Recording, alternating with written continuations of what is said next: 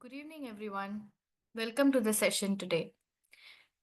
It's a pleasure to welcome you all for the today's session on cooking methods in Ayurveda and practical recipe transformations. We are honored to have with us Dr. Shridevi, who is an expert in Ayurveda and holistic nutrition, whose work has been beautifully bridged between the ancient tradition and modern science. Dr. Shridevi is an assistant professor at TDU with an MD in Ayurveda and over a decade of experience in Ayurvedic culinary science. She also has a lot of experience in the personalized nutrition and food product designing. Her deep understanding of Ayurveda and innovative approach to health and food make her insights truly invaluable. Today, she's going to guide us on how Ayurvedic cooking techniques can fit seamlessly into our modern kitchens, whether we try to help in making meals that nourish both the body as well as our mind. Dr. Sridevi, thank you for joining us today. We are excited to learn from you. Over to you, ma'am. Yeah. Hi, good evening, all. Thank you, Sonia. I'm thankful to Ayurveda Dietetic team for giving me this opportunity to talk to people and share my experience in Ayurveda Culinary. Uh, we'll directly start the session and then we will have a conversation with people who are having any question or anything. So I'll share my slides now.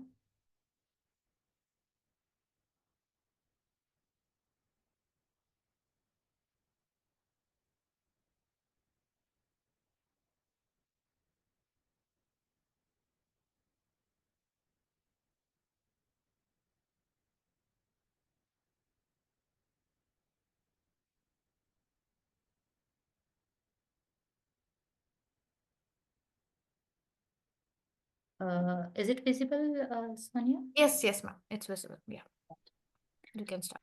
So,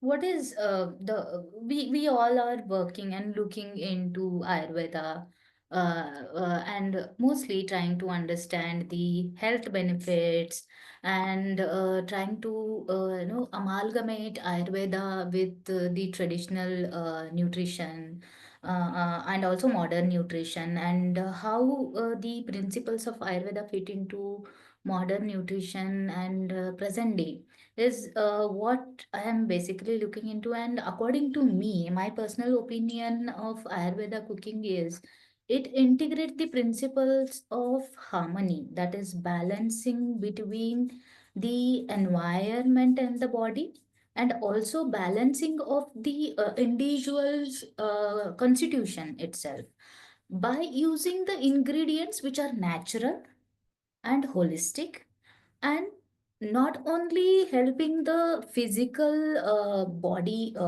well-being but also mental and emotional wellness. So this is the overall concept of healthy cooking or the Ayurveda approach of cooking technologies. That's what my opinion is. um, what is why we have to look into all this things that we are now talking about and thinking sorry.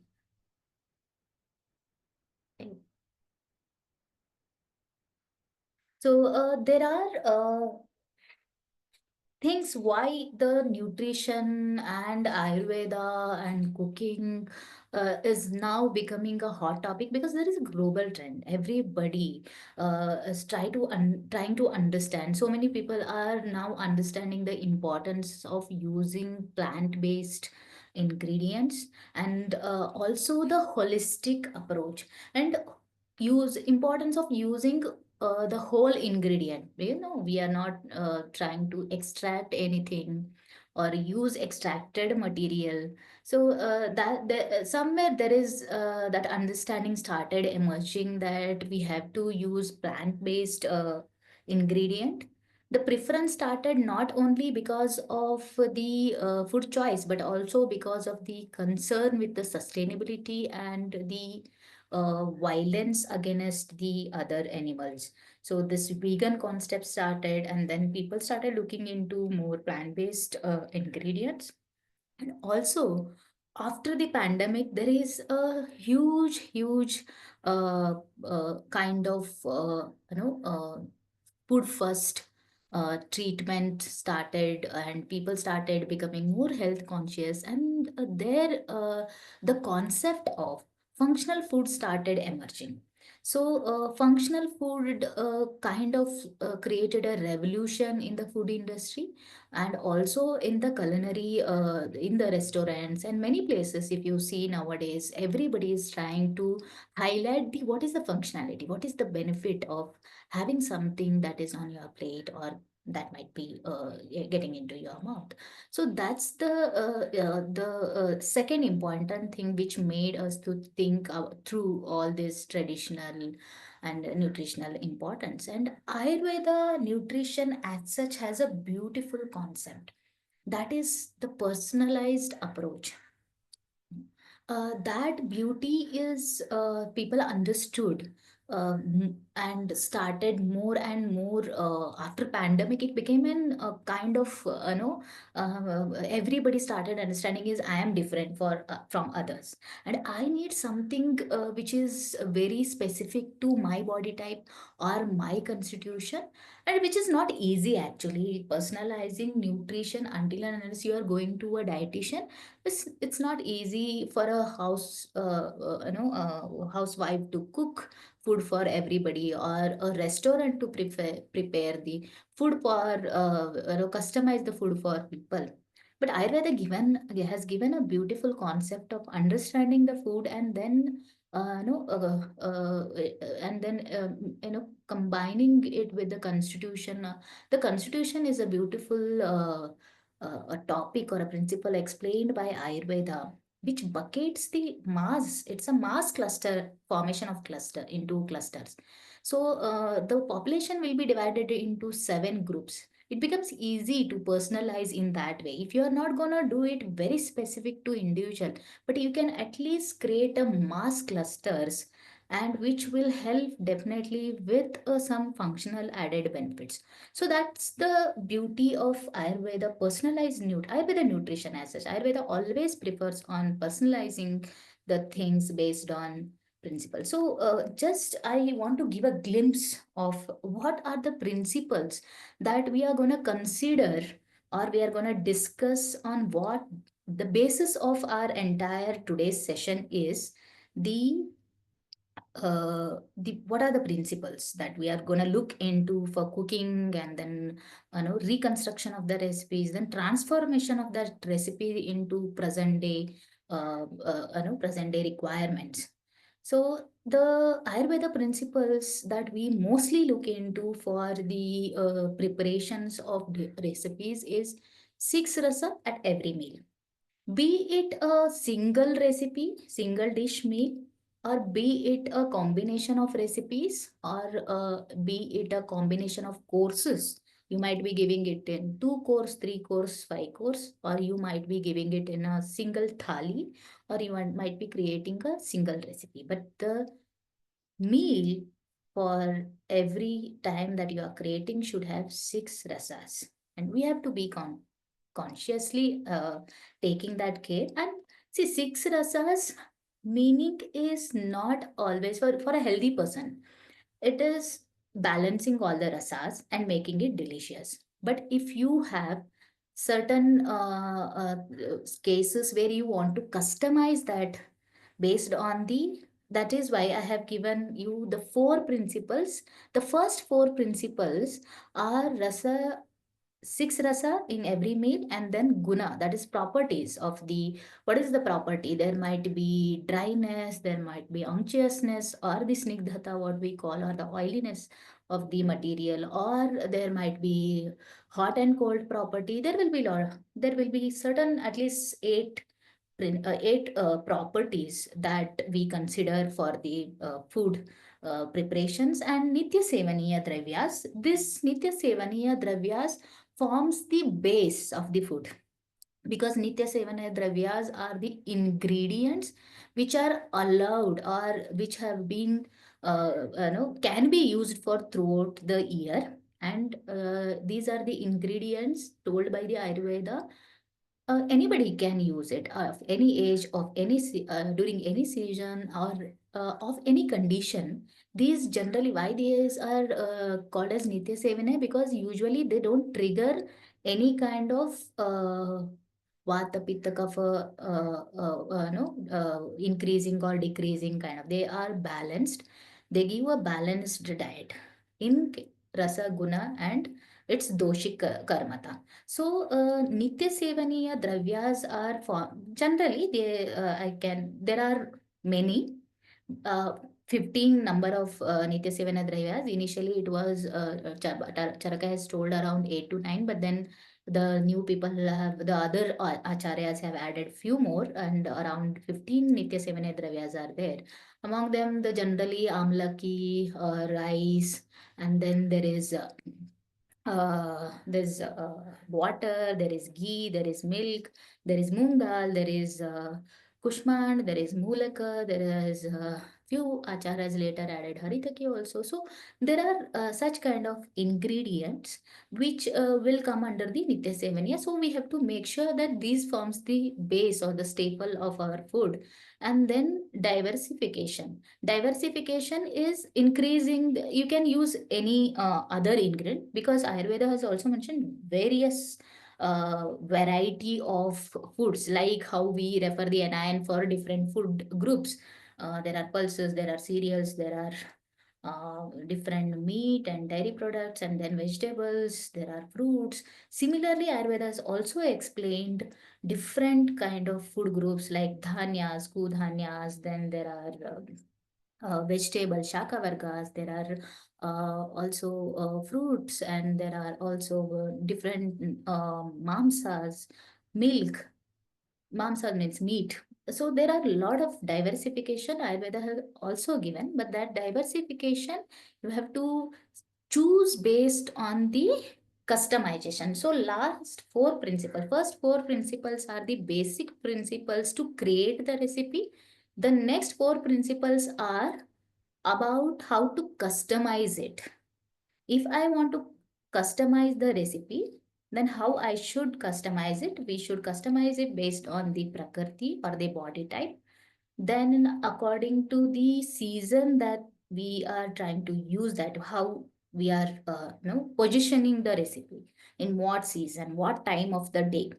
So that gives us an idea about the positioning of the recipe. Then comes the customization based on the age. So how I should give the same ingredient or same recipe for a elderly person, or for a aged or a middle-aged person, or a teenager, or a child.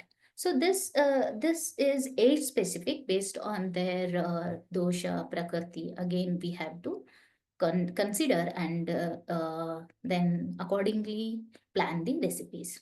Then the recipe according to dosha or roga, that's a functionality based on the disease. If you are creating the recipes for the diabetic person, or if you are creating the recipes for obesity, then we have to consider accordingly. See, these are the basic principles. Even holds good in case of Ayurveda, but also some extent to modern nutrition also. If I want to create something, I have to consider its properties. What are its properties? What forms my base? And then how I should customize it to the occasion. Then whom are my audience to whom I am creating my recipe? And what if I am creating it for a patient? Then what are the functionalities I am looking for it? What are the benefits that I am going to give with this food? So these are the principles that we generally consider. Then objectives. What are the objectives that we are trying to explain, or trying to do the entire Ayurveda culinary? See, the basic principles, because as I mentioned in the last slide, these are the basic principles we are trying to integrate with the modern science and bring the recipes. But then I think when I'm talking about Prakriti, when I'm talking about the doshas, when I'm talking about the Nitya Sevaniya Dravyas, you people might not be having deep understanding about these things, or you might be getting confused like what these people are talking about. It's going above my head.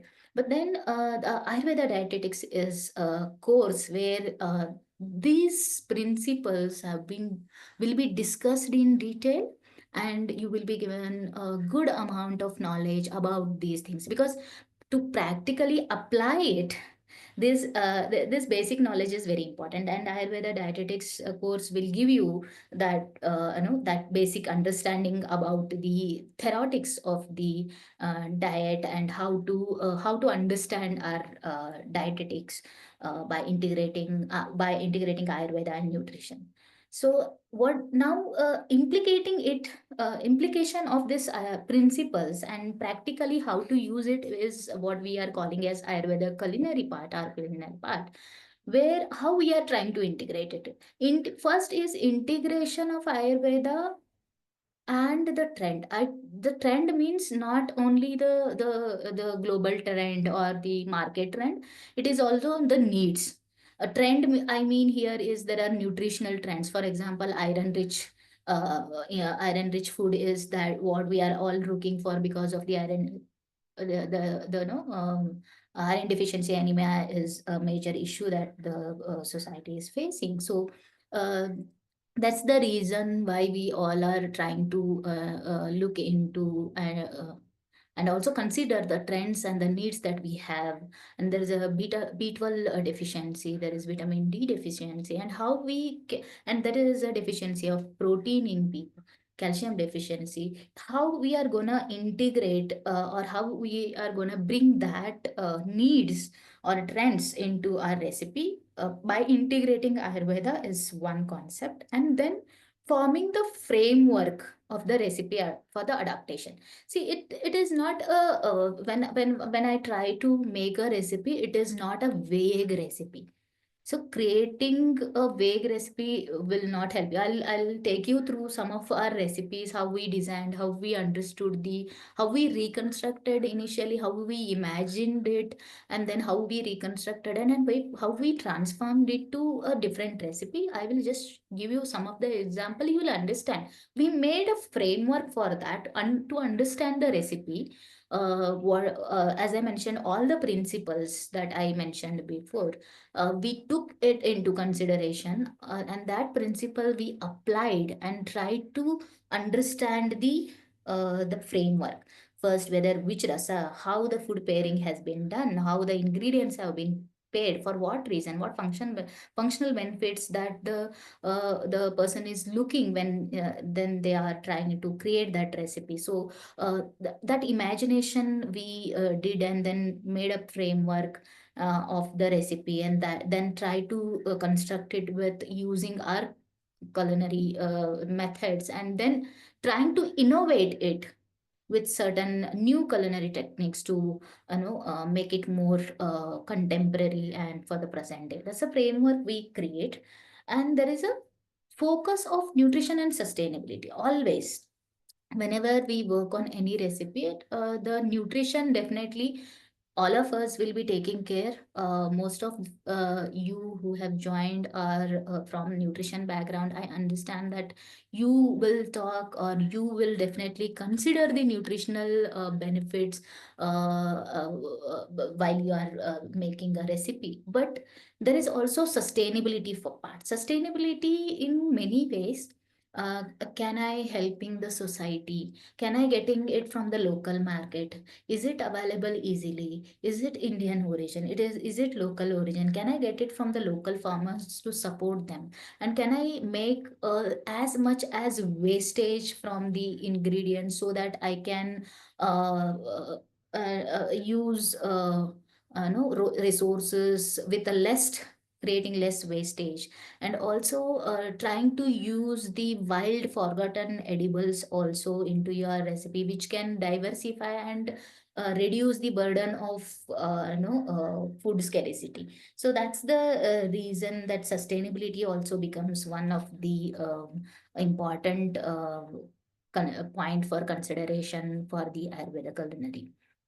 then I'll just go through. It's this entire discussion will be a discussion of no today's discussion will be the tip of the iceberg, because we cannot touch upon the advanced or deeper knowledge of the Ayurveda culinary, but we can certainly discuss the topics which are important and should be highlighted, but there are advanced things also. So in this cooking methods, understanding the cooking methods and few recipe transformation with the examples I'm gonna discuss now. So cooking methods, we all know. I have taken on simple cooking methods because today we are going to discuss on whatever we know and how to place it is what my concept today. And I'm not going to explain you what is sous vide technology, what is no HTST, something that can be used in different cooking methods. But this is something we are going to discuss, which we know, but how to place it, how to use it, how to understand it is what I am trying to do today. So this here. What I am trying to explain through this chart is, see, we all know there is roasting, which is called as Barjana. There is a boiling method we all do, we all cook every day, this, which is called Pachana method, and Svedhana or steaming method, and deep frying, it is Talanam or Talana method, and Tandura.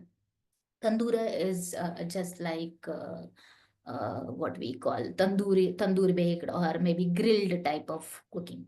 So, but there is a light to heavy. If you see, I have given how there is a change in the same. I will also give you some example how same material changes uh, accordingly with the cooking methods. For example, roasting. Roasting is a process where you are heating the material and removing the moisture from it. Roasting is a dry roasting without any oil. So that will create a porosity in the material. According to Ayurveda, if I have to explain the logic, it is increasing the Akasha Tattva and Vayu Tattva in the ingredient, that is creating the, in modern terminology, it will be creating the porosity and removing the moisture from the material, which will make the material more lighter for the digestion. And next will be boiling. That boiling is something cooking with water, where what happens, you are increasing the Jala Tattva. So, according to Ayurveda, first two Mahabhutas, Akasha and Vayu, are very lightweight. When we do roasting, it enhances the Akasha Tattva and Vayu Tattva in the ingredient, hence it becomes lighter. When we do boiling, it increases the Aap Tattva, that is water quality in the ingredient. So, it certainly it is lighter compared to the Prithvi, that is solid material, but it is heavier compared to the air. So the boiling will be little bit heavier than the steaming. Steaming is the technique where you are using water as a source, indirect heating method, but there also there is a Aap Tattva involved. There is a water Pancha Mahabhuta, Aap Mahabhuta will be involved. So that will create, though there is a solid, that's a Prithvi part will be high, but the water will steam it and make it soft. There will be little bit of air also. So that, for example, is the idli. So the steaming will create softness in the material, but still it is less water content, so steaming is always little bit heavier than the boiling with water. If you boil the material inside the water, it is pachana. Then the talana is deep frying, where you are removing the entire water portion. Mostly almost we remove the water, little bit of no, water will remain at the center, and that will be trapped along with the fat that you are trying to deep fry.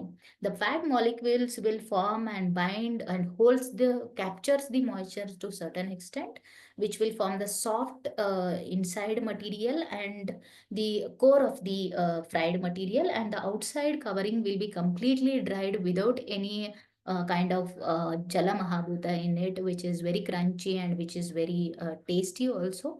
But deep frying is increases the guruta. Prithvi Mahabhuta will be increased, and also because of fat, it becomes more heavy for digestion.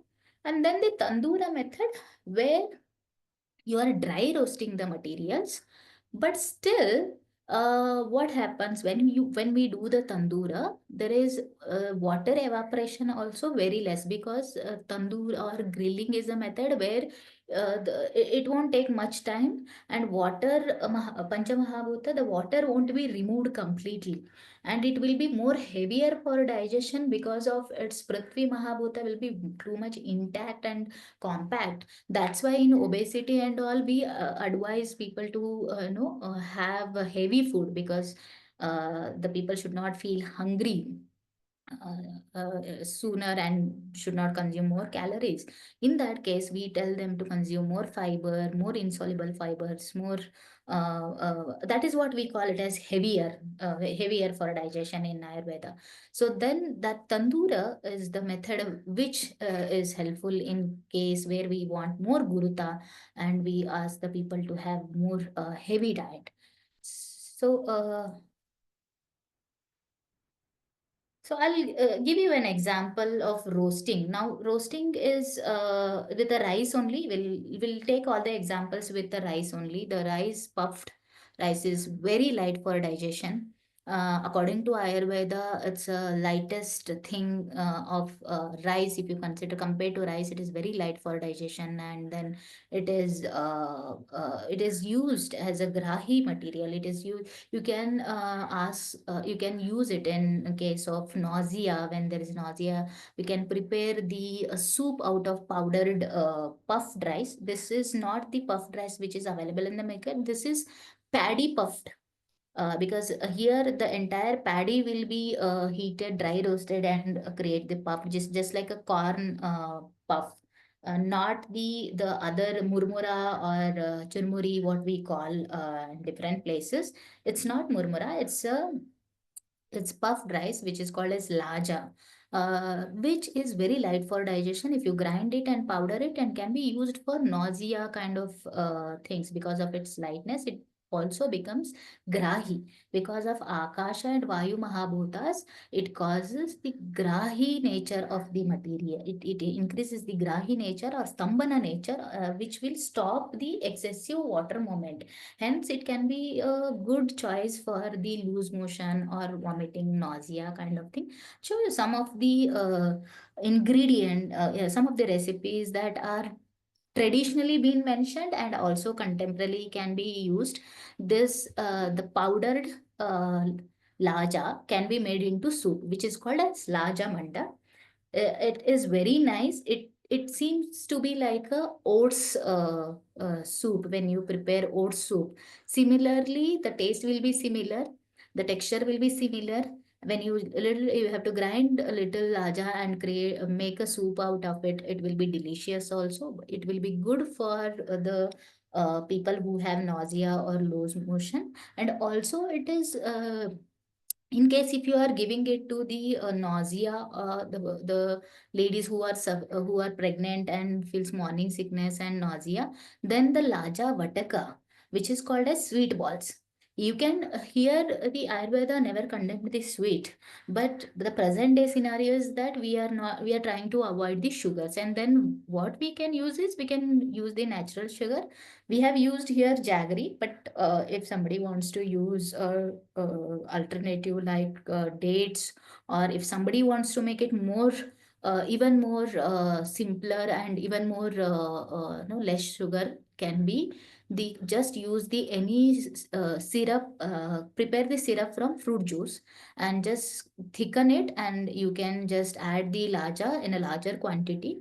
Like if the thickened juice is one portion, and the laja should be around four or five portion of the syrup, and then just make the laddus, and you can give it to the person who has the morning sickness, because it should be more sweet and dry, and that will be good for the morning sickness person. And then there is a laja sandaki, which is crunchies. See, we all feel that.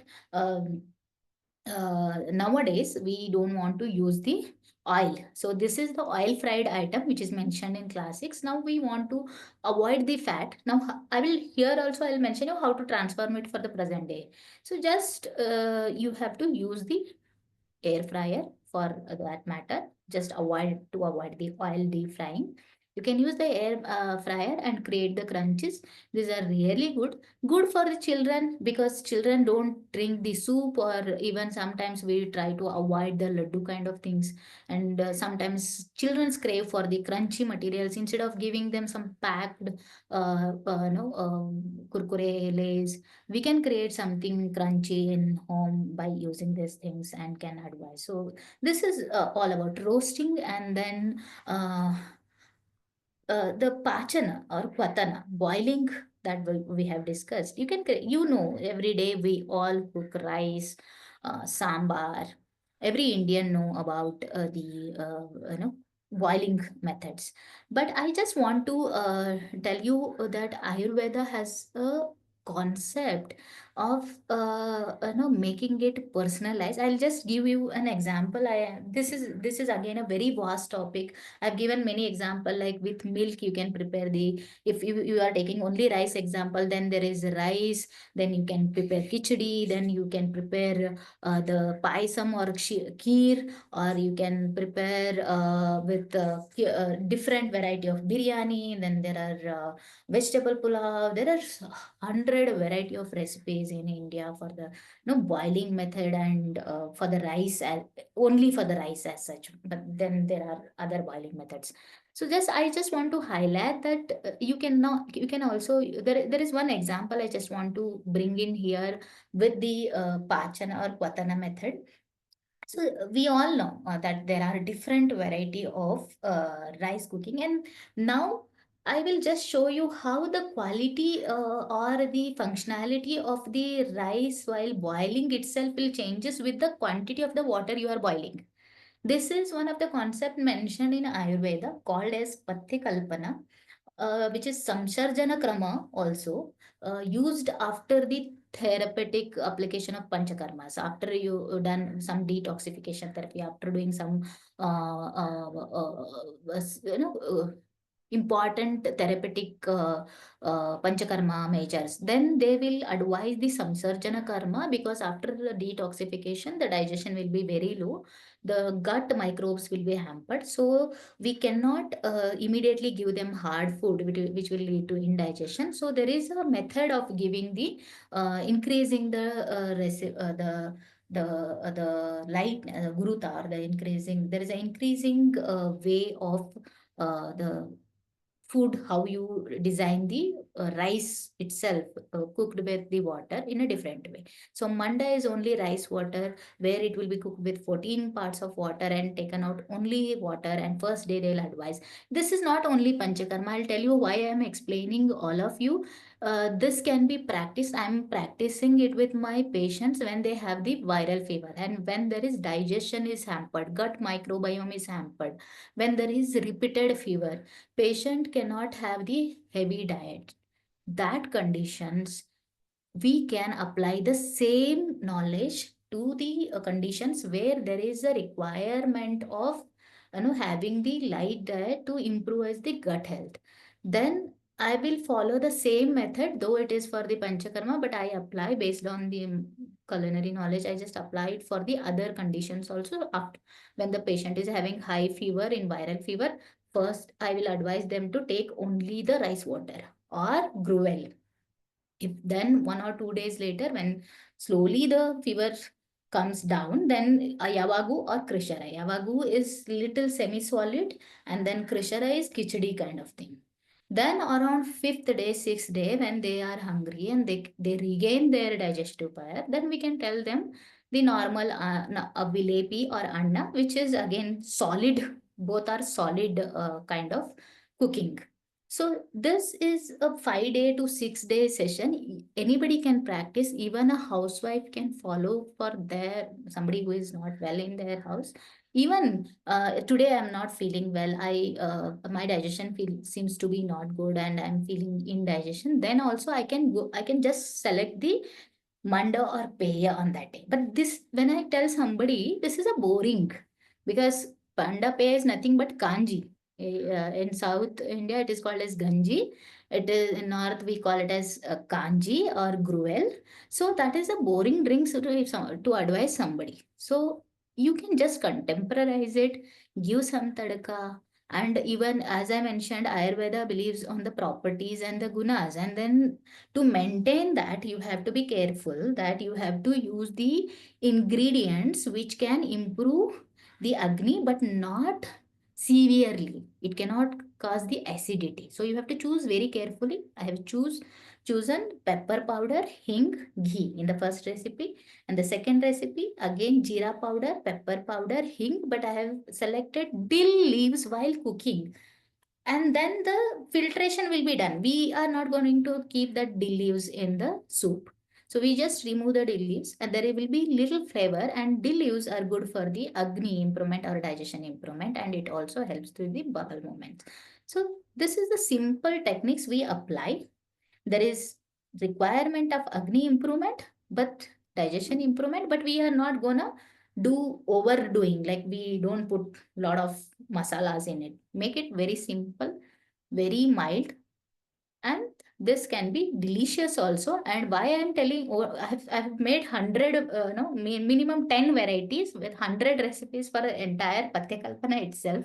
But then I have selected only two variants, because when people, I asked different people to have it. We have students, we have doctors, we have different research fellow working in the lab. When we ask them, they will, I will select the highest ranked varieties, which are mostly approved by the people. So these are the two varieties which were approved by many students and the research fellows. So I felt to show you. You can reconstruct, though it is only rice and water cooking, but you can make simple changes according to the necessity. And then the Sridevi, Krishara. 1 minute. Sorry Yeah. to interrupt. One question has come up. No, I don't want to answer in case I'm wrong. There is salt that is added, right? Saindhava Lavana is added to Manda. It is again dependent. If I want to avoid lavana, I'll definitely avoid. But Saindhava lavana can be added. In general, like while I'm telling the viral fever, definitely people can add little bit of Saindhava lavana, but not overdo. But some people add more lavana while they are consuming. So try to make it very mild and keep it very little quantity, just to give the taste. Thanks. And these are the some of the varieties of the khichdi. So khichdi is again very boring recipe for kids.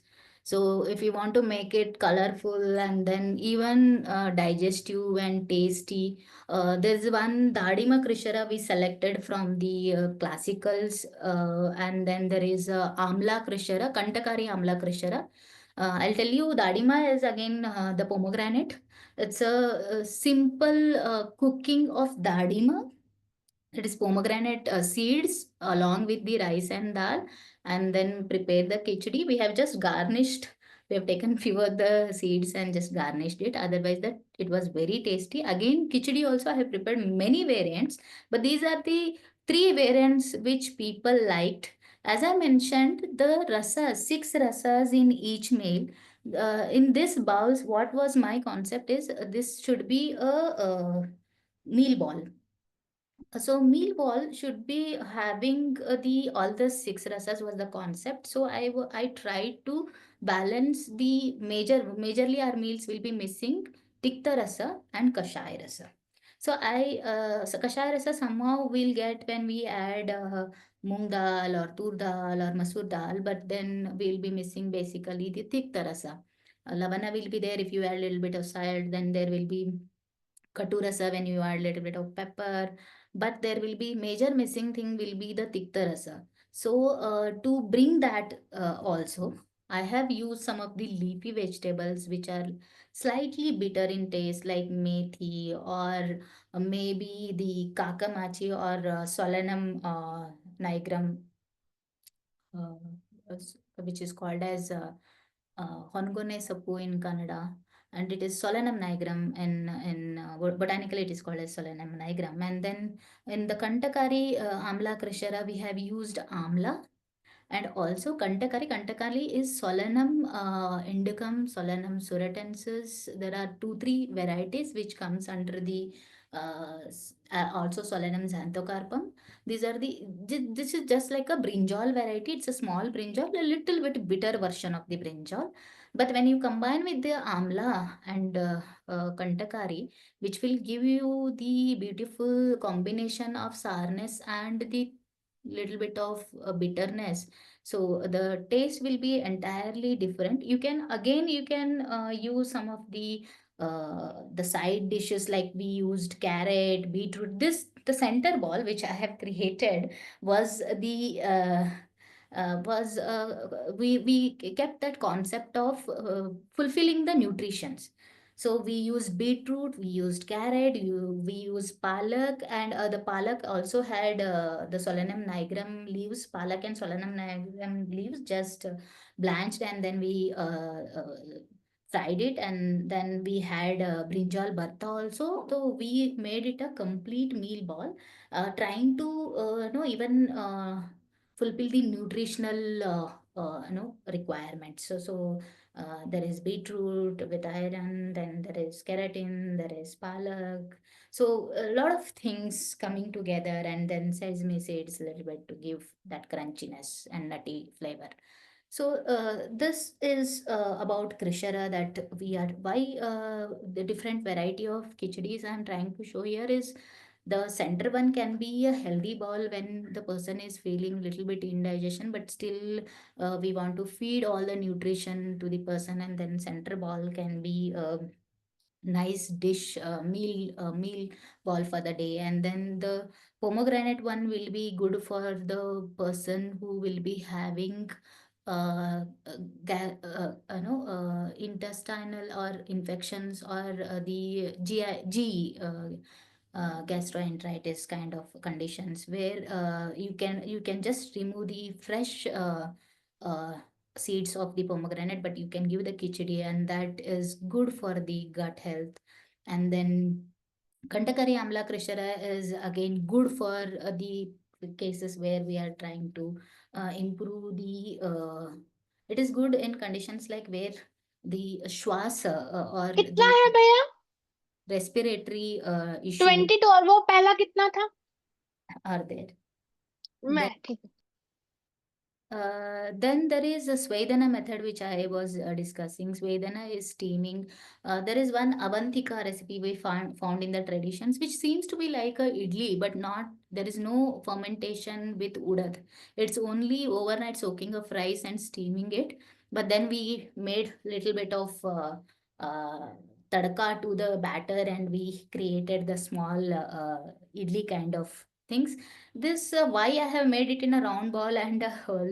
There is a traditional recipe practiced in some part of the Karnataka, which is called as Aki Kadbu or something like that, which is steamed version, steamed rice, only rice steamed balls. And in between that hole, they fill it with ghee and or the podis, groundnut podi or some powder chutneys, and then they have it. Or it can be also had with some sambar or a soup. It is a very delicious recipe. Again, I'm just trying to give an example for this vedana. Apart from idli and the momo, that things that way, this comes from a traditional recipe called Avantika. And then there is anarasa for deep frying. This again comes from a reference, Bhojana Kutuhalam. It's a textbook of Ayurveda, tells about the food. Here they have explained the qualities of this fried rice with. It's a sweet dish. It's like it was like a cookie we have given to everybody in the lab. So this mostly people explained to me it as a cookie when we prepared it with sugar. This was the sugar version. There was also a jaggery version. There was also dates version that we tried. So mostly the students research fellows and students loved the sugar version because it was tasting like a cookie. But there is also healthier version you can create with a date or jaggery.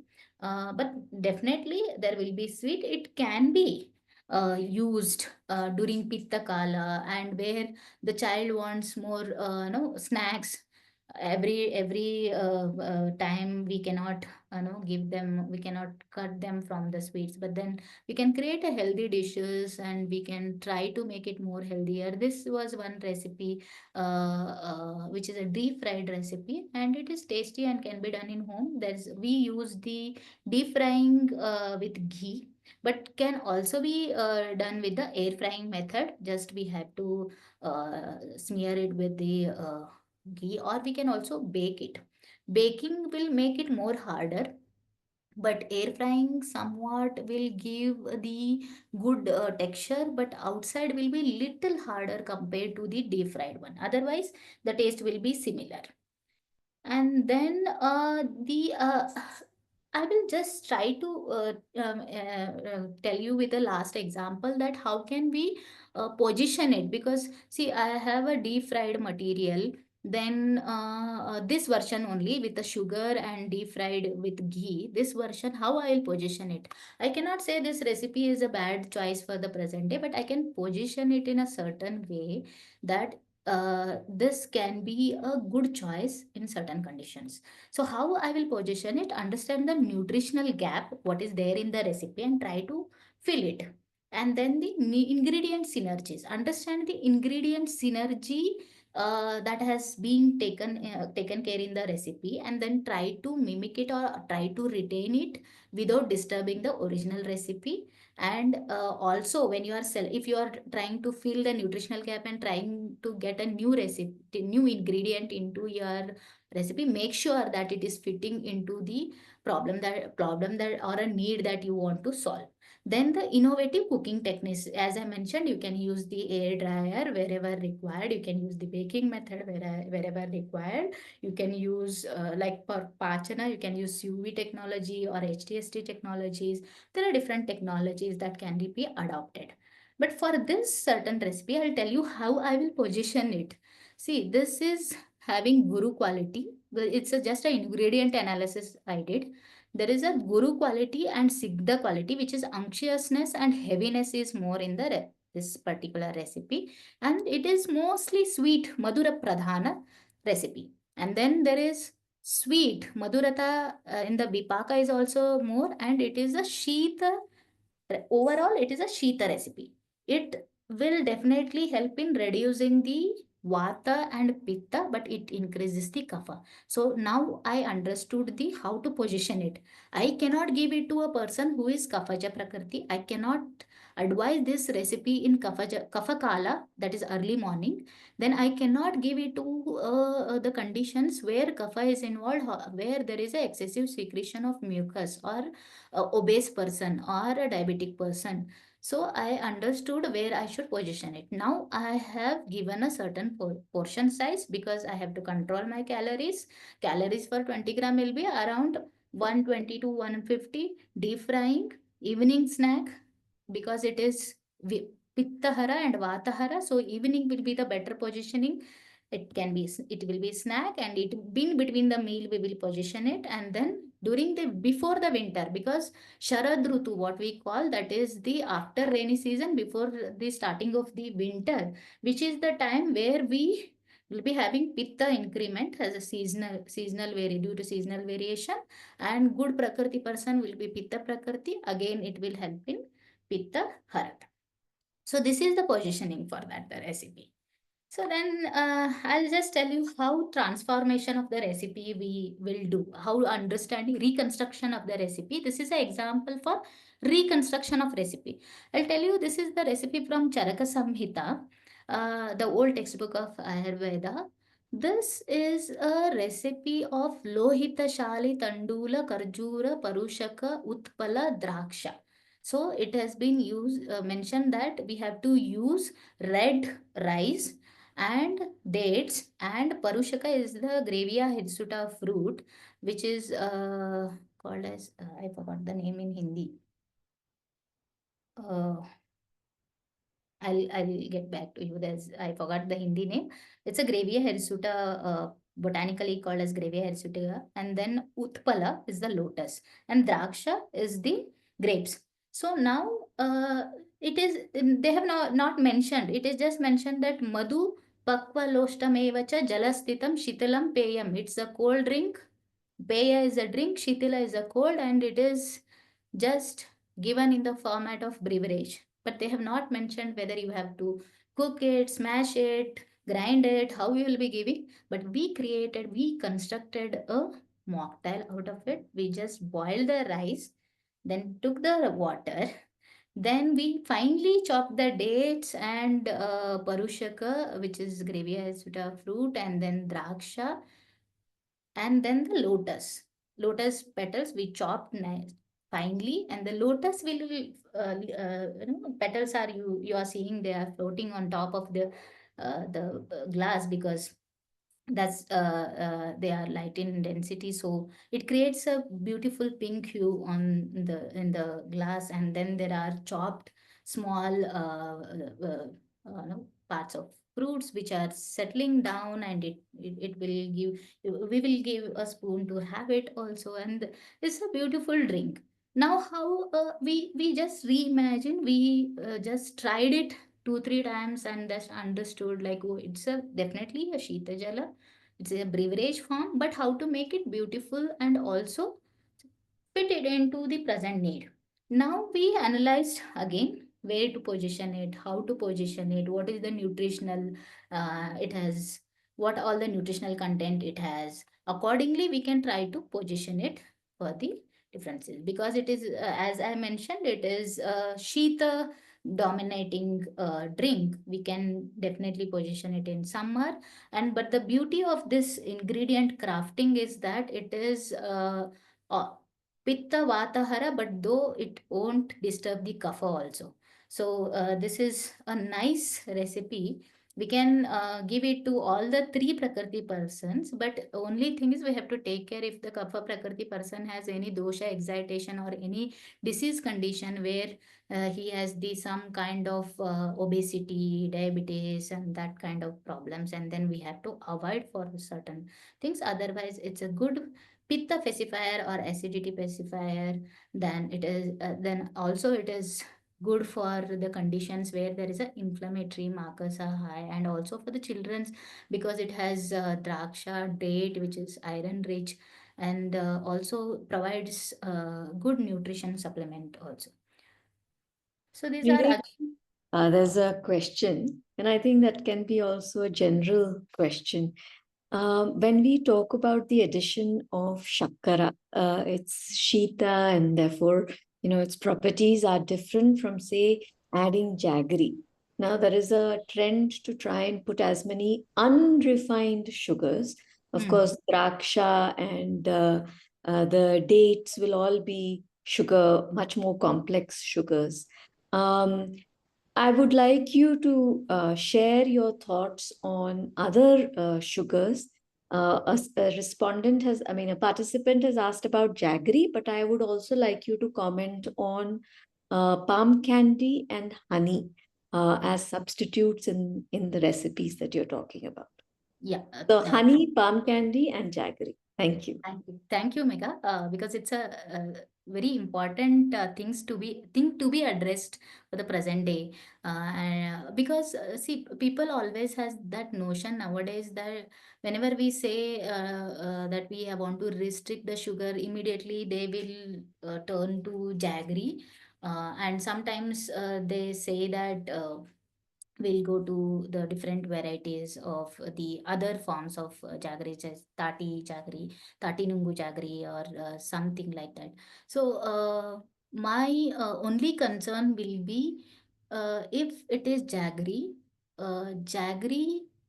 nowadays, organic jaggery which is packed, I'm not sure about it because it's not organic many times, and many a times people are adding sugar to jaggery to make it sweeter, because actually jaggery is not too sweet. It's again uh, it's not extracted from, it's again the complexity of, as you mentioned, the complex sugar is still there in the jaggery when you don't add actually sugar to it, and it is very mild sweet. But I don't know the market one. I can't comment more on the market jaggeries, but you are getting it from the local farmers or somebody. Then the jaggery, the sugar jaggery, the cane jaggery is also good. Even the jaggery tati nungu is very good in that matter, and that is also cold in potency. And the other formats, I would love to take, if there is a chance of using dates or grapes or any other fruit sugars, complex sugars, in the form of syrup or in the form of concentrates or in the form, in any form which can give me the sweetness instead of the jaggery or the sugar. I would prefer the fruit sugars, rather sweetness from the fruits for cooking rather than the any other. And honey is my best choice, and in this drink also we have used honey. We have not, date and honey is the sweetener here, we have not used the sugar as such. So I would love to use honey.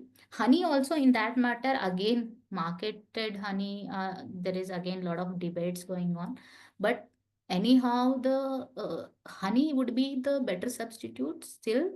But it is also the choice for the culinary is also always remains with the cooking method that you are adopting. I cannot cook the honey according to Ayurveda. Ayurveda has a principle that honey will never be heated, it should not be heated. So then I always, if I am cooking something, if I am boiling something, I'll definitely make sure that I'm using either date or some other sweet forms than honey.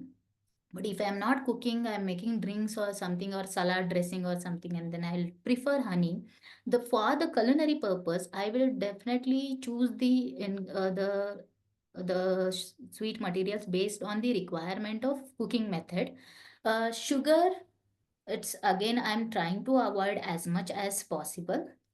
Uh, but yeah, jaggery would be the better choice compared to sugar. And then the best choice will be the direct natural complex sugars from the fruits or the honey.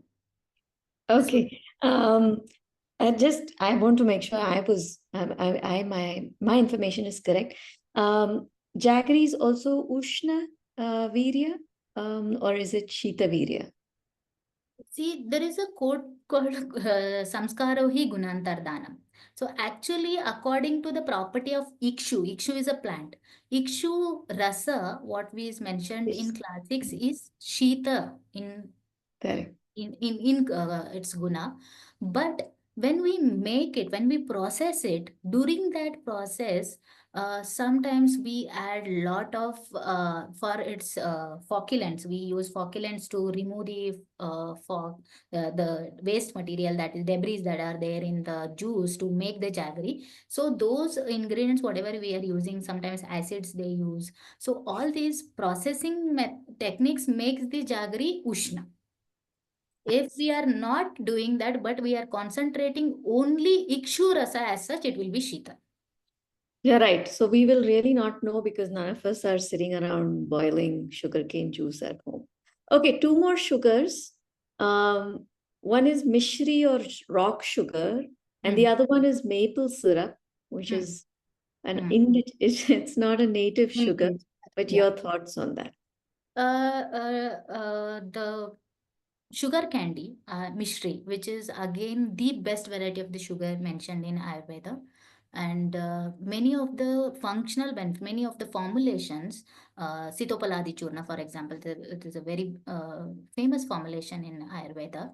But that mentions the mishri. Mishri is not sharkara. Mishri is the khanda sharkara, or it is the candy of the sugarcane juice. Again, that is naturally crystallized sugar, not processed. So mishri, what we get in the market is not naturally It's processed. processed. Yes, It's absolutely. processed. Yeah, yeah. That is my take on the mishri. Now, whatever we are getting is exactly similar to the sharkara.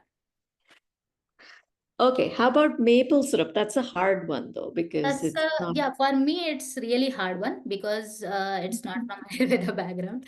So, but But my we can derive it. So Yeah, yeah, it's, yeah. I can let's see, just it's a resinous substance from the tree bark. So what about Gugulu, Devi? Would that be Shita or Ushnavirya? Gugulu is always Shitavirya. Then I think we can, if that's the logic we use, and Yeah. maple syrup is truly from the bark, then Maple syrup, I don't know exactly because I've never tasted it, but from a hypothesis, I see it seems to be Shita, because it is the Vatakara. Any resin as such will be sometimes Vatakara and sometimes Vatahara. Google is Vatahara in that matter, but it has other properties along associated how with it. about Gond, that Gond or oleo resin that we get now for our, Acacia catechu, gum that resin. what would that be? That's also Shita. That's also Shita. That's So I think let this us also will be derive it. I don't think deriving. We we'll are get a deriving classical explanation. hypothesis. Definitely, it is a hypothesis. But definitely, it will be again good choice if we have a maple syrup because it's complex and it is not highly processed. Anything that we highly process, we don't know how the gunantardana or qualities are changing. That's the biggest issue that we have for the present day scenario to select the ingredients. We have to. That's why I always think that we have to focus on the local ingredients which are available and which we have more knowledge about the ingredient. We know how it is processed and how we are getting it. That would be the better choice of ingredients. But we all are not, everybody is not privileged to get those ingredients and understand. But at least we can try to understand the and try to make a healthy choices with the ingredients. So then I'll just finish with one example of adapting for present times. How can we convert it into, because whatever we discussed is mostly about the properties, nutrition. Definitely, we all be concentrating on functional nutritions and convenient meal formats. As I mentioned, the meal ball, or maybe something like that. We will be trying to make it more convenient for the present day, but then there is a visually how to make it more appealing and more beautiful is the another concept. After doing more than 300, 400 recipe reconstruction and then creating different varieties, I started understanding that there is also a necessity of converting them into a beautiful things. So I'll just give you an example of millet khichdi mentioned in Charaka Samhita. And then the same millet khichdi, when we prepare, there are few ingredients balanced to balance the tikta rasa. It's basically mentioned in a treatment of one disease where the Vata Prakopa and Vata Varoda will be there. That's majorly Vata Vedi. Hence, they have used, and also kapha involvement will be high. That's why they have used tikta pradhana dravyas. Some of the ingredients you might know, just like nimba, that is neem plant, and arka calotropis we have not used. Sunishannaka is this one. Batua, which is called in Hindi batua, it is mountain spinach or something in English. In Kannada, it is called a chakota soppu. And there is aragvada, which is a Acacia fistula botanical name. It's a beautiful flowers. I just wanted to show the plant. You might have seen around your place. This is again Vatahara Dravya, and there is Kakamachi or Solanum nigrum, which is mentioned, and any tikta vegetable in that matter. First try when we prepared, it looks like this. It's just a khichdi made out of barley and two millets, kudo millet and lil millet, and then along with the other tikta vegetables. But then this was a very, the moment somebody see it, it's not too appealing. Then we converted into this. So this is the recipe, same recipe. We tried to also incorporate protein from, we added few mushrooms to it. And we also made sure that it is not increasing any vata or kapha by adding mushroom in it. And then we created little bit crunchiness by just dry frying the mushroom or air fry. We use the air fry to create that crunchies from mushrooms, and then we just decorate. The suddenly the appeal of the recipe itself is changed, and nutritionally also it has, along with the Ayurveda gunas, properties, and the functionalities. Some millet khichdi a healthy person can also consume. If you remove the more tikta dravya, just add one or two tikta dravyas, and then add mushroom as a protein source, and then uh, add a little crunchiness, and create a beautiful, you can create a beautiful recipe. Again, there was another recipe. This is a combination recipe. I want to just mention this. We had this Barta. Everybody know this is the season, Makara Sankranti in Maharashtra, in Maharashtra, Karnataka, border areas of Maharashtra. Everybody prepare this brinjal bharta, and in other part of North India also there is brinjal bharta, very famous, and in Kolkata also there are dishes from brinjal bharta. This is mentioned in Kshema Kutuhalam Ashtotsava, which is using the bhartari. It is called bhartarikam, which is used by Bhatitra. Bhatitra is like a oven. It's a angar. It's like a oven used by, is just like a grilling. The how we do the grilling with the charcoal. It's like a charcoal grilled brinjal. Then they will create this, mash it and create this. But there is a lacuna. This has pittala quality. If you see the quality of the vrintaka, swadu tiksham kadupakam cha pittalam. Same textbook mentions that it is vatahara hridya deepana. It is good for digest. It improves the digestion. It is lagu, it is hridya, good for the heart, but it is pittala. It is ruchikara, but vatahara, but again pittal. So we wanted it to make a beautiful recipe by adding something which is pittahara. So we selected Kushmandi, not Kushmanda. Kushmanda is ashgard. Kushmandi is yellow color pumpkin. So it has the qualities of Shita Rakta Pittahara Guruhu. Now that was Lagu. Now this is Guru, little bit heavier, but then it reduces the Pitta. So we selected this combination, and there is a recipe of the Kushmandi, which Kushmanda, it is used for Kushmanda. We can use for same thing for the Kushmandi also. It is just creating a sweet gravy of yellow pumpkin. So we made, instead of making it sweet by adding, because you can see here, they have added kshira, then they have boiled it. After that, you have to add kanda. Kanda is mishri or kanda sharkara. Instead of kanda, we didn't add the sharkara. We just, because the sweet pumpkin itself will be having sweetness in it, we just added a little bit of milk, and then we added pepper, and we just cooked it. So I'll show you the recipe, how it came when we combined both the recipes and made it into delightful recipe. This is how we presented it. This is inside, it is filled with a bhartara, a brinjal bharta, and then with the spices and everything. There is a outer layer of a slice of pumpkin.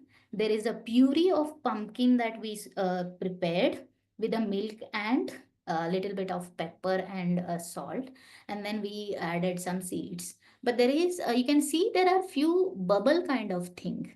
These are not drops, these are the pearls. Pearls we created with the, again, ginger and turmeric and pepper.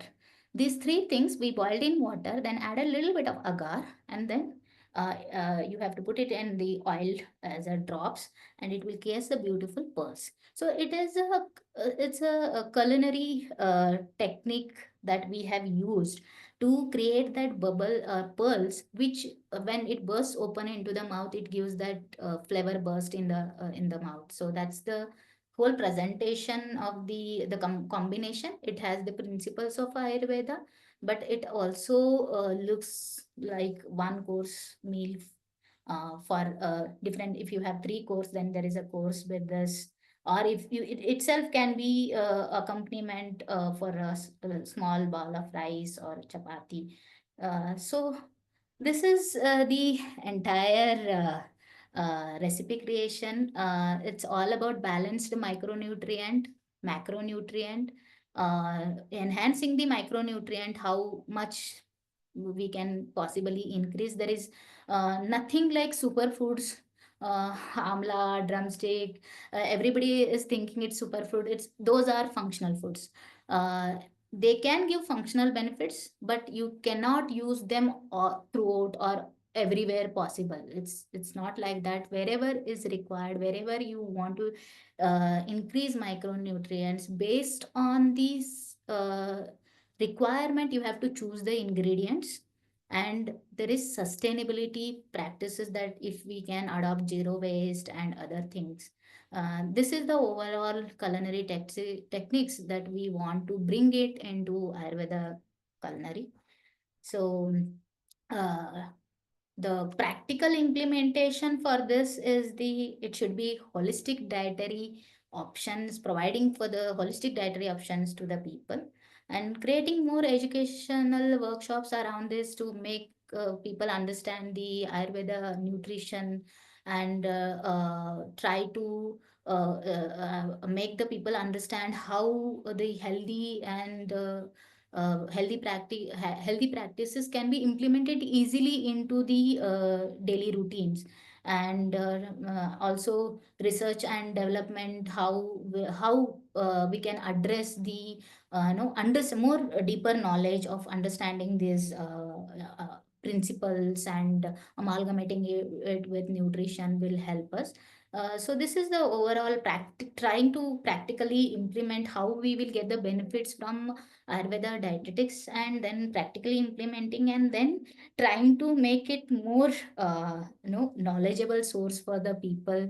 That's the major thing we all are trying to do. And thank you for giving me this good opportunity. Thank you, Ayurveda Dietetics team, for creating a nice opportunity to talk to people, and share my experience around Ayurveda culinary. Thank you, everyone. Thank you so much, ma'am, for this wonderful talk. I hope most of our participants have benefited a lot from your talk. So now the session is open for the questions. So anybody, you can unmute and talk. You have. Thanks, ma'am. It was a very nice and enriching session. Just wanted to know, in the pumpkin and bharta recipe, you have added milk. Is milk okay when we add with vegetables and cook? Uh, is it considered to be viruddha, or it will be okay to add milk on regular basis in soups?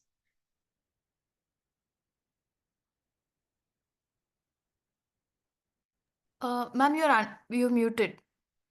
Yeah. So the concept of Viradahara is very deeper. And the milk cannot be cooked with fruits, majorly the sour fruits, not with all the vegetables. If the vegetables are acidic, then you cannot add milk to it and cook it. Or if they are highly basic, if their base is, or it is very polyphenol rich, or in case of cucurbitaceae, I cannot use, especially with the bitter gourd, or maybe with the cucumber. In that case, I cannot use the milk. But that's why I have selected Kushmanda, though it is cucurbitaceae family, but it is Shita, Madura, and it is Brahmana. So these all qualities are matching with the milk. So it is not viruddha in any virya. There is no virya viruddha, there is no guna viruddha, there is no samskara viruddha. So we are trying to make sure that there is no viruddhata happening in any of this selection or cooking method. Then only we use it. Otherwise, milk is not advised with any other. We don't just combine with anything else. So we will carefully select. That's why the Kushmanda is selected. Otherwise, we could have cooked the brinjal. We didn't never cooked it with milk. We cooked the kushmanda with milk, which is not viruddha, which is sweet in taste, and the qualities are matching.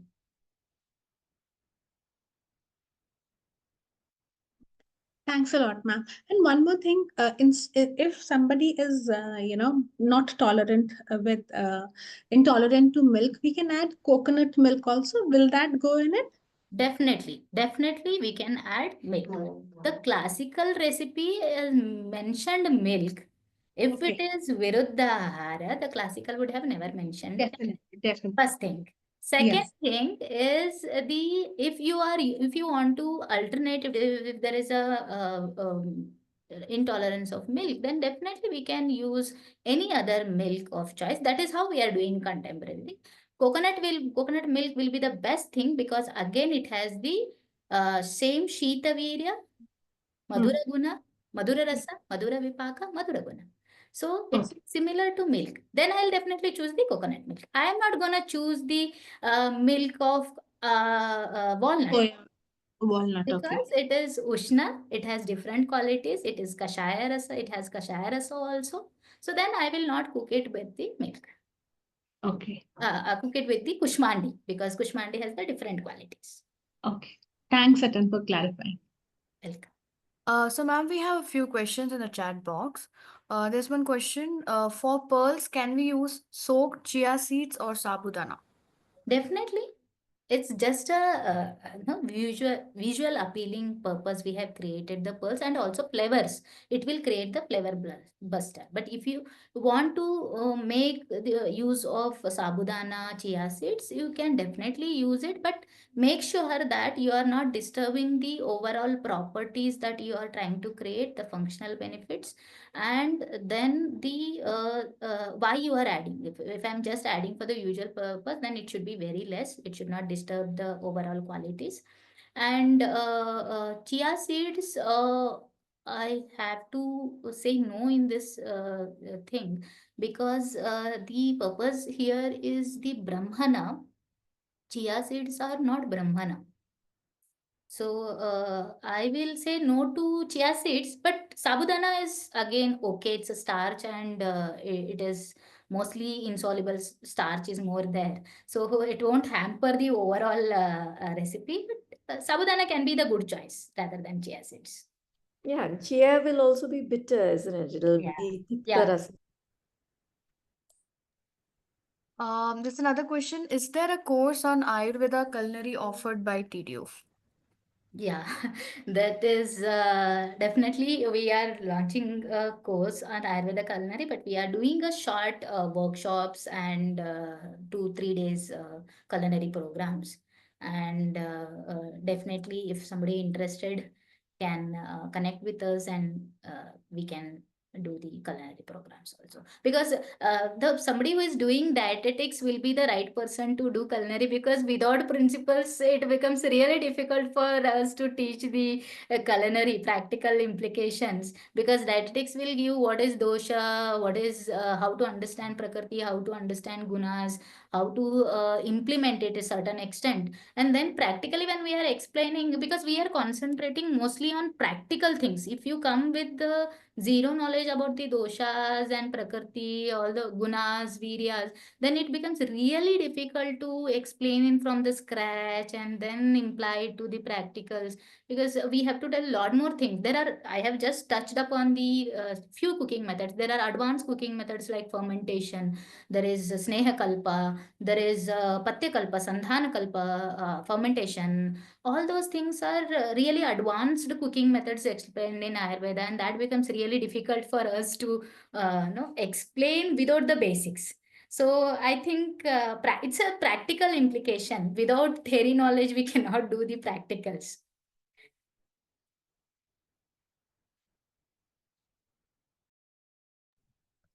So, are there any more questions? Hi, sorry, I raised my hand. Oh, yeah, please go. So hi everyone. Thank you, Shridevi ma'am, for that beautiful presentation. I'm a yoga teacher basically, but last year I did my 6 months course on Ayurveda Panchakarma. And I'm actually me and Dr. Madhumita, I think she's also part of this. Yeah, so we have collaborated together and to help women going through menopause. So that's what we are doing together, and I'm just building a platform on that.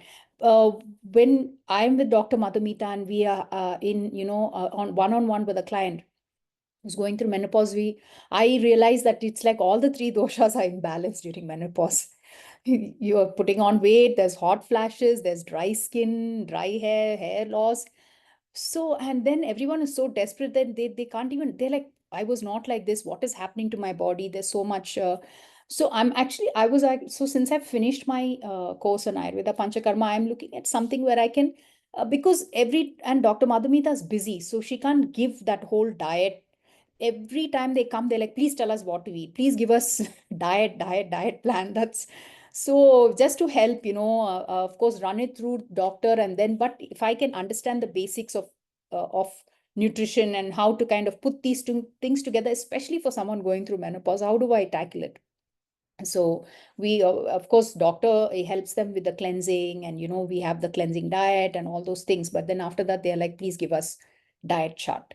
There's some mental thing that they want a diet chart. So how do we work around this? Because a lot of women are experiencing very severe symptoms of menopause, I guess, because of the sedentary lifestyle, so much of processed foods, which is, within 10 minutes you get through Swiggy and Zomato and all these things. So, if, I mean, I would like to connect, ma'am, if I live in Bangalore, so if I can come and, learn practically, just look at things and, understand few things, it will be really great. Thank you.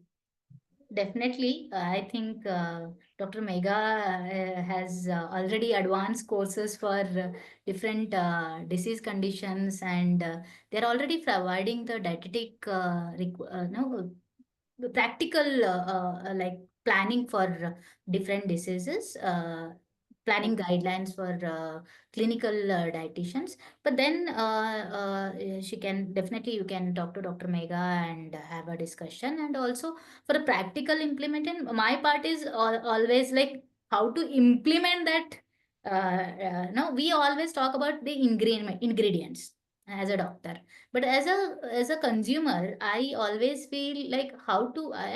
Doctor has told me to consume, not to consume this thing and consume these things. How I should consume it? No, it is a big question mark. How I should implement into my daily routine, in which type, which formats, which recipes. That is my portion. So I would be happy to help in, but Dr. Megha will be the right person to take it initially for the clinical diet charts, and then we can have a practical implementation of it. And we are trying to create different workshops for the Vaidyas and the doctors, for 3 days workshops, where we are trying to address different diseases. One among them is the old care, and in that, woman care is different. Woman menopausal symptoms, that's the care different. That is, we are trying to develop with the same the hospital team, but it will take some time. Until then, you can get a, dietetic, clinical dietetic guidelines from the Dr. Megha's team, and then we can have the culinary part of it in future. So yeah, I wanted to tell you that we do have a course. We have an internship program which is starting from Feb 24th. Like it's a 6-day program, 6-day internship program, wherein the uh, participants, they'll be placed in different you know like your interest. For example, if you want to go into geriatric, or if you want to get into something like fertility issues or menopause issues, you can get into touch with the Ayurveda Vaidya there, and then you will learn that how you can integrate diets and give diet charts. Like, it's like a hands-on experience that we are having. So we do have a course. It's a 6-day internship program. I think that will be very useful for you. Okay, Yeah, great. and I just want to say thanks, Shridevi, but the dietitian here is Sonia. I'm in the Gyan business. I just want to say that, like Shridevi said, it's very important for us that you already know a little bit about Ayurveda dietetics before you come on. So, we are sort of laddering things up, and Shridevi is at one end of the spectrum in terms of culinary science. We have the introductory course for Ayurveda dietetics, and Sonia is sort of doing the clinical dietetics aspect of it. So Okay, thank you. Quickly before we close, I just want to show that, what are the different courses that we are offering.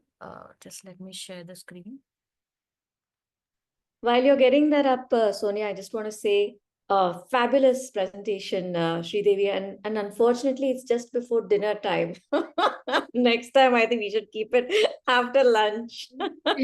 and I think, we talk about enjoying ahar through all the senses, right? And then I think um, you didn't emphasize this, but it was so beautifully showcased in the work that you did. And I know that that's one of the things that you're talking about in terms of the texture and taste profile is using all five senses. It looks pretty. Obviously, it tastes good, but it looks pretty.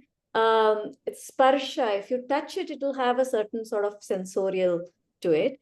When you eat it and you can hear what it is, right? I mean, your soup will be different. That crunch of the seed and the air fryer will give it also a little bit of crunch, right?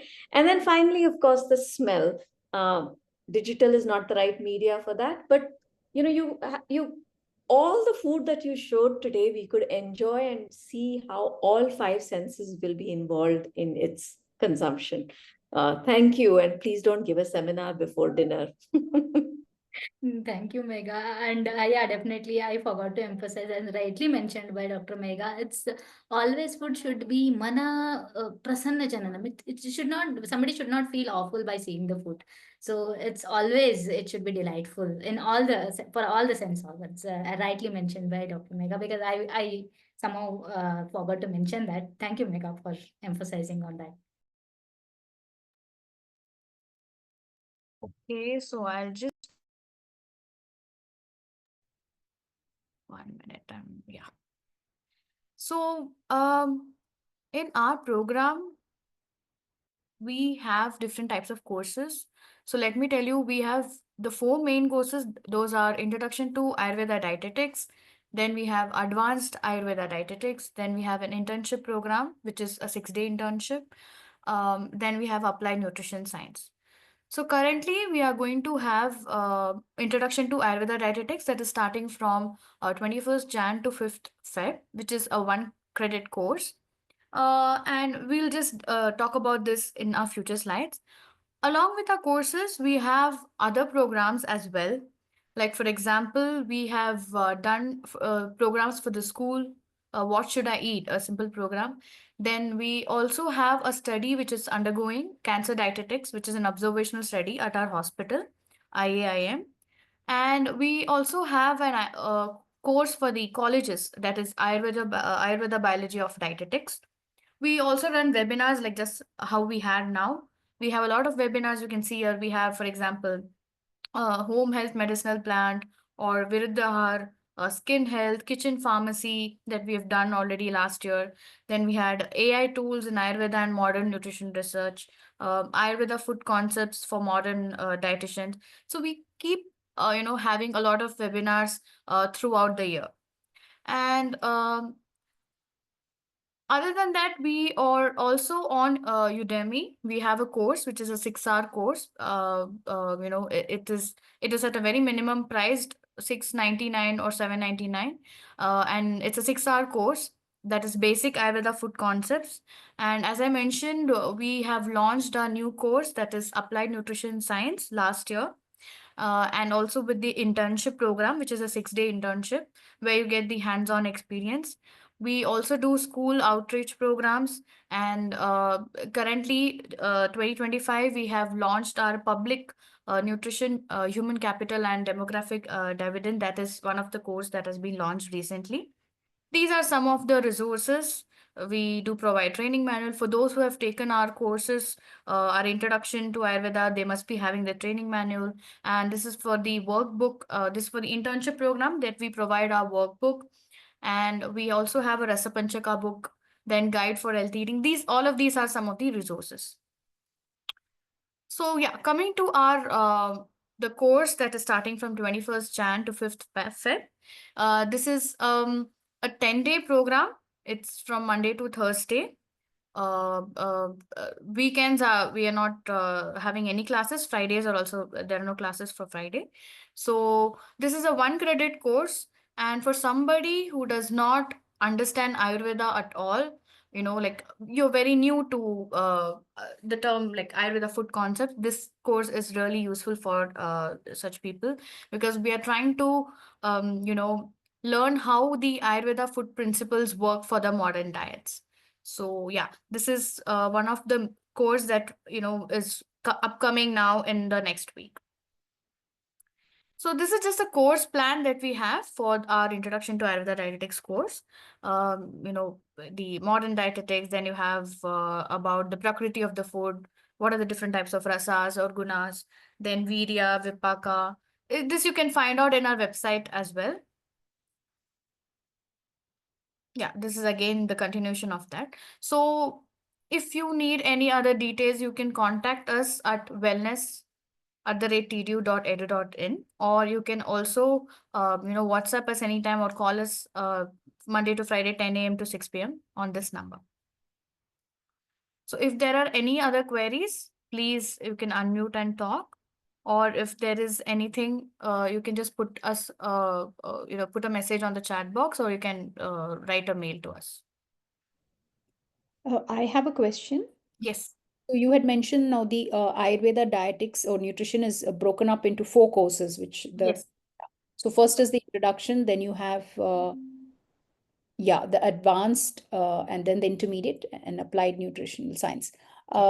So in now introduction to Ayurveda starting on the 21st of Jan, Yes. ending on the 5th of Feb. When will the advanced Ayurveda dietetics start? Like, will Yes. it one after the other? No. So advanced, we usually do that 2 times in a year. So last time we had done it during April. It runs for almost like two to 3 months. Depending on the physician's availability. So it will be after our introduction, most probably in April, June, July, like that. And one will be in the end of the year, that is November, December. Okay. And the internship is like where we come physically and Yes, it's correct. So all of the other programs, that is intro, advanced, and applied, all of these are online courses. But the internship is a offline course. You will have to be present. It's a 6-day internship program. You will have to be present for the internship program. Yeah. okay, got it. Thank you. Just a question. Yes. We can take the internship of Ayurveda dietetics after we have done the advanced Ayurveda course, or it is okay that we can take it even after the introduction?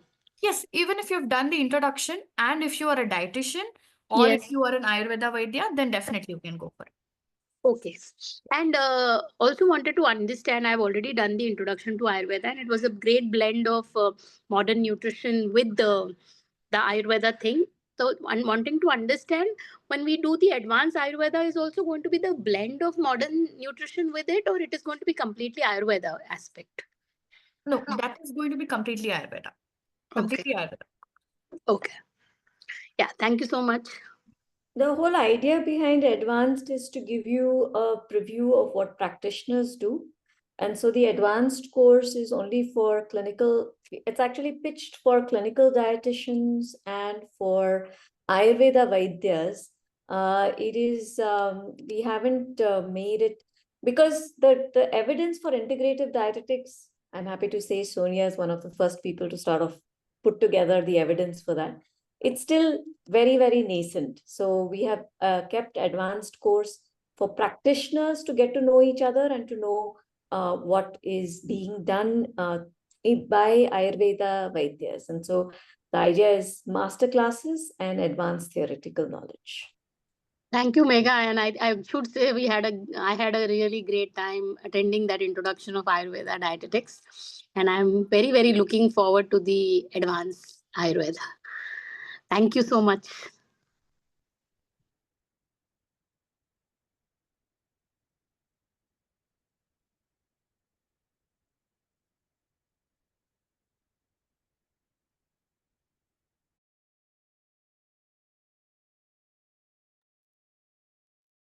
Okay, I think there are no more questions. So we can close the session for today. Thank you everybody for joining the session. Thank you. And thank you, Dr. Shridevi. for taking out Mhm. very valuable, like this is practice time also. So thanks for spending a Saturday with us. Hello. Bye-bye. Hello. Yes. Yes, ma'am. I have put the question, but I think it is not in that window.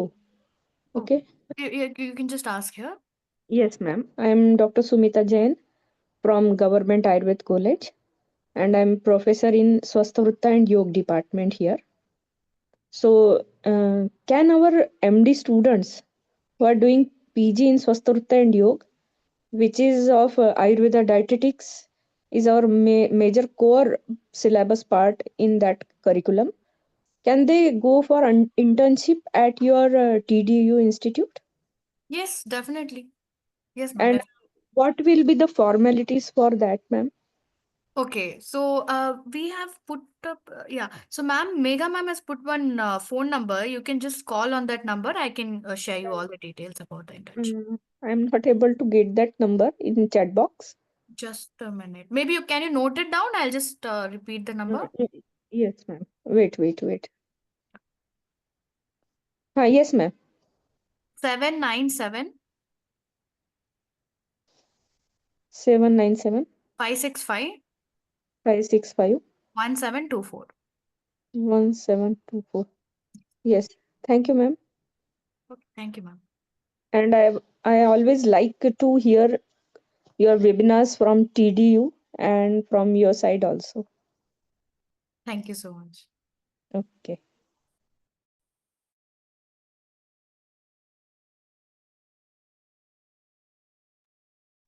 Thanks, Morgan, once again. Thanks, everybody.